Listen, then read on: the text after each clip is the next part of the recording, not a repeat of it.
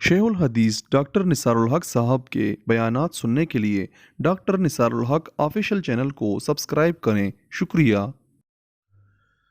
نحمده ونصلي على رسوله الكريم اما بعد فاعوذ بالله من الشيطان الرجيم بسم الله الرحمن الرحيم ان الصلاة كانت على المؤمنين كتابا موقوتا صدق الله العلي العظيم۔ میرے محترم بھائیوں اور دوستوں، اللہ تمہیں خوش رکھے، اللہ تمہیں سدا خوش رکھے۔ اللہ جل جلالہ کا فرمان ہے کہ بے شک نماز مومنوں پر مقررہ وقت پر ادا کرنا فرض کیا گیا ہے۔ نماز کے لیے اللہ جل جلالہ نے اپنا وقت مقرر کیا ہے۔ اسی وقت کے اندر اگر نماز ادا کیا تو اس کو کہا جاتا ہے ادا، اور اگر اسی وقت گزر گیا تو پھر اسی کو ادا نہیں کہا جا سکتا ہے، بلکہ اسی کو قضا کہا جاتا ہے۔ نماز جیسے فجر کا وقت ہے، طلوع فجر سے لے کر طلوع آفتاب تک یہ نماز کا وقت ہے۔ صبح کا طلوع آفتاب سے 5-6 منٹ پہلے نماز ادا کرنا ضروری ہے، اور جب آفتاب کا طلوع ہو گیا تو اسی دن کی نماز کا وقت گزر گیا، ہمارے ہاتھوں سے نکل گیا۔ اب یہی نماز آپ ادا نہیں کر سکتے۔ اب یہی نماز کیسے ادا ہوگا؟ اب اسی کا قضا کیا جائے گا۔ اب قضا کے لیے اختیار ہے، جب یہ مکروہ وقت ختم ہو جائے جو 15-20 منٹ علماء کرام نے لکھا ہے، تو پھر میرے بھائی اور دوستو آپ فجر کی نماز اشراق کے ساتھ ادا کر سکتا ہے۔ یہی اللہ نے یہ وقت مقرر کیا۔ اسی طرح ظہر کے لیے اللہ نے وقت مقرر کیا۔ ظہر کا وقت یہ سورج ڈلنے سے لے کر، یعنی زوال سے لے کر، یعنی جب انسان کی یہ سایہ مثلین ہو جائے، 2 مثل ہو جائے، اور یہ تقریباً اسی وقت میں تقریباً یہ ہو جاتا ہے 3 بجے تک، یہ مثلین تک پہنچ جاتا، 3 ساڑھے 3 تک۔ پھر اس کے بعد کیا ہوتا ہے؟ وقت ختم ہو جاتا ہے، اور اس کے بعد پھر اگر آپ کو نماز ظہر پڑھنا ہے تو اس کو ادا نہیں کہا جا سکتا ہے، اس کو پھر قضا کہا جاتا ہے، پھر وہ قضا ہوتا ہے۔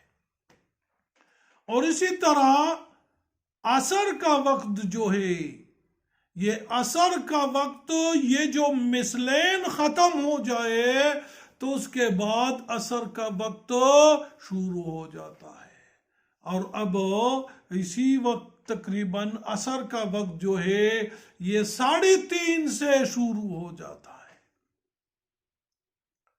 اور یہ عصر کا وقت جو اللہ نے نماز کے لیے مقرر کیا، یہ غروب آفتاب تک، غروب آفتاب سے 10-15 منٹ پہلے نماز پڑھنا ہے۔ اس لیے کہ جب وہ سورج غروب کے لیے قریب ہو جائے تو وہ وقت میرے بھائیوں، وہ پھر مکروہ وقت شروع ہو جاتا ہے۔ جب سورج زرد ہو جائے، اس کی یہ جو روشنی ہے یہ ماند پڑ جائے، تو پھر میرے بھائی اور دوستو وہ وقت कराहियत का वक्त है। तो नमाज को कराहियत से पहले पहले अभी इसी वक्त जो है 5 बजे तक असर की नमाज कोशिश तो करना कि जमात के साथ पढ़े, जितने पहले पढ़े, लेकिन हालात और हालात बाज वक्त नाजुक होते हैं, इंसान किसी ऐसे अमल में लग जाता है, वो परेशान हो जाता है कि अब मुझे नमाज पढ़ना है, तो उसको ये अल्लाह ने वक्त लिखा है। उसके बाद अगर आप असर की नमाज पढ़ेंगे तो उसको अदा नहीं कहा जा सकता है, वो कज़ा होगा, उसी नमाज की कज़ा होगी जो आपने वक्त पर नहीं पढ़ा। और फिर मगरिब का वक्त है। मगरिब का वक्त तो सूरज ढलने के बाद शुरू हो जाता है। जब सूरज गुरूब हो जाए तो मगरिब का वक्त शुरू हो जाता है।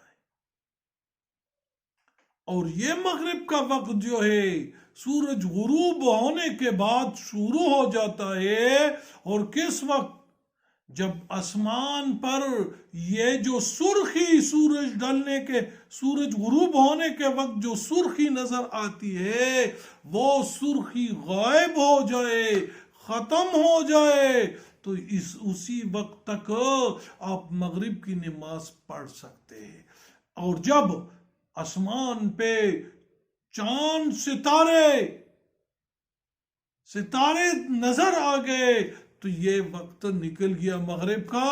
अब उसके बाद वक्त शुरू होता है इशा का। और इशा का वक्त जो है वो यहीं से शुरू होकर सुलसुल लैल तक, रात के तीसरे हिस्से तक ये इशा का वक्त है। तीसरे हिस्से के बाद फिर अगर आपने इशा की नमाज पढ़ेंगे तो वो मकरूह होगा, वो फिर कराहियत के साथ होगा। और वितर का वक्त जो है वो इशा की नमाज पढ़ने के बाद है। वितर मुस्तकिल नमाज है, वाजिब है, और 3 रकात है। वहां से ये शुरू हो जाता है। ये फिर तहज्जुद के वक्त तक वितर आप पढ़ सकते हैं, इशा नहीं पढ़ सकते तहज्जुद तक, फिर तो कज़ा हो जाता है। लेकिन ये जो है आप वितर जो है ये तहज्जुद तक पढ़ सकता है। और तहज्जुद तक अगर नहीं पढ़ा रह गया तो आप उसको फजर के बाद भी पढ़ सकते हैं, लेकिन उसको छोड़ना नहीं है, इसका भी कज़ा है। जैसे फर्ज नमाजों की कज़ा है, इसी तरह इसका भी कज़ा है। अल्लाह हमें सही समझ और बूझ नसीब फरमाए कि हम हर नमाज को अपने वक्त में अदा करें। अल्लाह हमें और हमारी सारी उम्मत मुस्लिमा को नमाज की औकात समझने और उस पर अमल करने की तौफीक अता फरमाए।